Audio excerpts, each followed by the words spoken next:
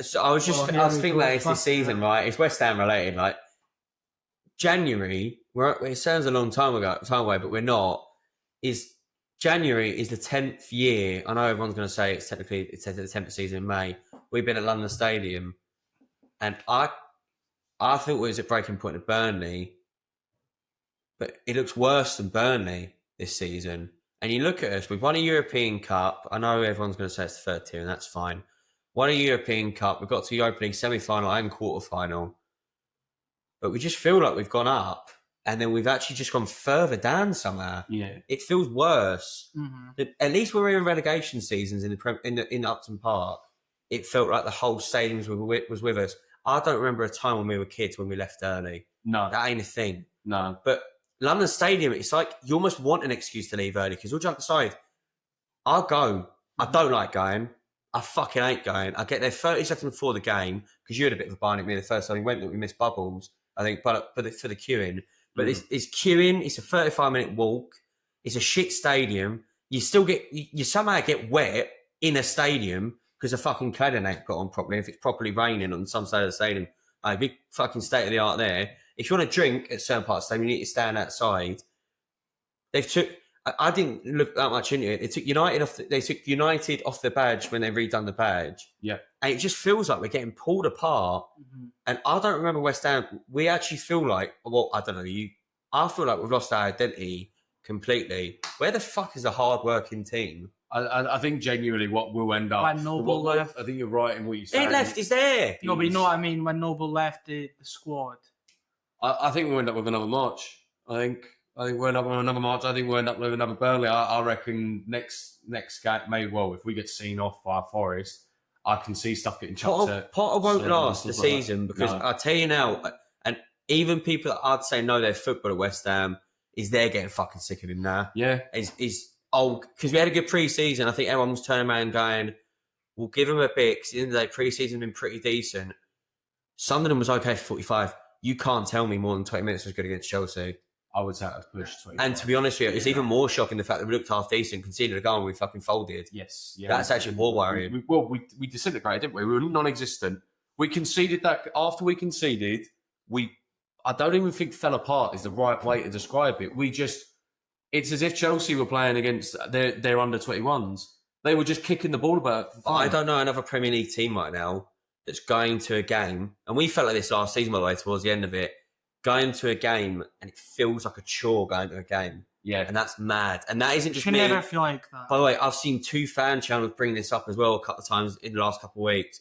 My dad says it now. A couple of the boys that I got a football with says it now. It is just a chore to go to London Stadium. It's fucking depressing. And you know what? And I hope your dad, it's not to be like, whatever, disrespect intended. Your dad's like part of the old guard. Like the old type of 35 years. Yeah, he's sick of it. He knows that club inside and out. And if he's even sick of it, what are the newer fans? And it's what you're feeding into, right? I genuinely feel like right now we are an absolute boxing bag for commentators when they come to London Stadium. Within 10 minutes, it's quiet here, innit? Or like, people are leaving. Mate, you pay £850 to be in the bottom or lower, the Trevor Brooking lower, and you get served like that fucking shit. Are you joking? The bit that does me as well is the narrative that we get hit by the commentary, especially Alan Smith. The first thing he mentions after the Paqueta goal is that he's looking to pick himself up because, he's trying to put himself in the window. He's sitting there going, mate, he's just come out from under the thumb of the FA. He's actually just enjoying his football. And the first thing that you're trying to advertise is that basically he's trying to get out of West Ham and put in a good show. One of the commentators said we were fucked. Yeah, literally said that on broadcast. Yeah. I don't mean, I'm not putting an agenda against West Ham. I just think we're an easy target right now. Mate, we can see 5 goals against Chelsea and they're like, they're really missing Kudus. I forgot he was a good centre-back. The thing with Paqueta, though, is there's countless stories coming out saying he still wants to go to Brazil. Oh, mate. No, so I'm not saying that. I'm not saying he wouldn't want to. Yeah. If City came in for him, would he go? Obviously. But what I mean is, at the moment, saying the first good goal he scored in the Premier League for us since last year, you sit there and you go, so the first thing you think of when we've done anything positive isn't, that was a good bit of play, well done, Paqueta. Sitting there going, he wants to get himself sold. You go, why is that needed? Do you know what? I actually genuinely think, I'm not pushing agenda shit, but just praise the football. Leave the football politics for the transfer window. After that's done, who gives a toss? If Gyökeres scores a 40-yarder, I don't want to give a fuck that Real Madrid are coming in. I just don't if he scores it, praise him for it. It's this constant. It's like, mate, 5-1 down. These commentators are going, "Oh, they've been absolutely fucking hammered today," and you're like, "Mate, I know you've literally brought it up 5 times in the last 5 minutes." Yeah. Like, I know we're getting beat because I'm watching the game. Easy day for Chelsea. Cheers, mate. Thank you. Yeah, class. I thought this throughout the week as well. I think there needs to be some changes to the commentary. I'm not fucking sitting for another season with Gary Neville doing it every half hour on a Sunday. Do you know what? Bring back fan cam. Alan McCoy is very good at the early kickoff on a Saturday, just not every fucking week. Also, the problem with Ali McCoy is he noshes off every single big club. There needs to be just up and coming commentator or something. Give them a chance. I'm sick of hearing Gary Neville every fucking Sunday. Yeah, I like Colin McCoy, even though he played for Rangers. I'm just getting bored. Darren Fletcher during the Champions League, even on. But there will be a march. Yeah. But I mean, I've already seen it popped in my group chat. The only reason, and the other thing as well, is Palace and Spurs games. They've dropped the price and they've not sold out. If you need an early indication of this season, why you need to put more money in, is people aren't going to London derbies. Yeah. And that's mad for us. We sell out every game at London Stadium usually. They're meant to be our most important games. I think we're 3 games in. Yeah. We're 3 games in and people are literally not going to games. Yeah, because the problem is the Spurs that turn up to City turn up to us and they're doing the same as Chelsea did to us. Yeah. They're turning us inside and out. Mate, if the Arsenal turn up against Leeds, if we play worse than Leeds, yeah, we're going to get seen off and all. The boiling point will be after this international break, if we go up against Spurs and not only get beaten, but if Kudus is a blinder, that's when it'll happen. Yeah. That'll be boiling point, I reckon, because I just can't see that going any other way. Because I don't think we missed that. I think 55 million for him. I don't think we missed him, to be honest with you. But you've let him go, fair enough. We haven't used the money, so it's like, even if you ain't used the money, if we then get absolutely turned over and our bellies rubbed, and he scores a couple of the goals, automatically that whole fan base in that stadium is going to go fucking toxic, and you are not getting anything out of that. And as well, it's the 10-minute commentary going, "Oh look, West Ham fans are going to boo. West Ham fans are going to boo." They're allowed to, by the way. Yeah. Like, they're allowed to leave early. They're allowed to boo. They pay 80 or quid, 100 or quid to go to that game. But they're allowed to fucking boo. Fans are entitled to do almost anything. You pay for it. If it wasn't for fans, the sport wouldn't exist. So the way that works is, and I think the commentators need to, when a player gets booed, when a manager gets booed, when an owner gets booed, the fans have the right to do it because they pay. Do you remember that last year when we booed job. Declan Rice the first time he came back over? I agree with it.